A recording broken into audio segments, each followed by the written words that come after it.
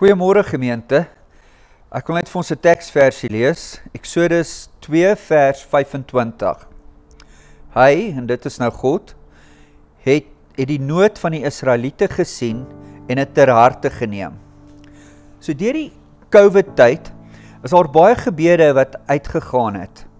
In hierdie gedeelte sien ons dat God hoor ons roepstem. En dat God vir ons luister. Ek onthou die kere wat ons saam by die hospitale gaan bid het.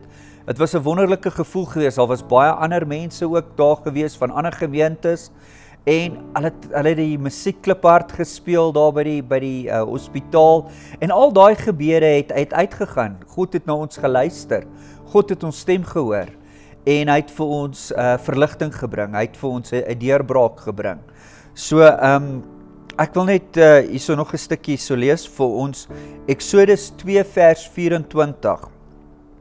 God het hulle gekerm gehoor en aan sy verbond met Abraham, Isak en Jakob gedink. So God het vir ons deurgekom. Ek dink dit is nou baie belangrik dat ons net sal dankbaar wees. Dankbaar wees en sal dankie sê vir die Here wat ons deurgedra het. Daar's van ons geliefdes wat nie vandag meer by ons is nie. En ons party huisgesinne wat se lewens permanent veranderd is. Maar op die eind van die dag, die God hoor ons roepstem en hy sal ons red. Kom ons sê vandag dankie dat die Here vir ons deur die moeilike tye gehelp het en ons hierso deurgevat het. Kom ons bid saam.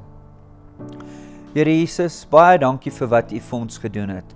Hoe U agter ons kyk en hoe U ons roepstem gehoor het. Baie dankie daarvoor, Here. Dankie dat U deurgekom het vir ons en dankie, Here Jesus, vir hierdie nuwe tydperk wat voor ons lê. En dat ons alles net ons vertroue op U kan sit vir dit wat U vir ons gaan doen en net daar sodat U daar is, U hand daar is vir ons die hele tyd. Dankie, Here. Amen.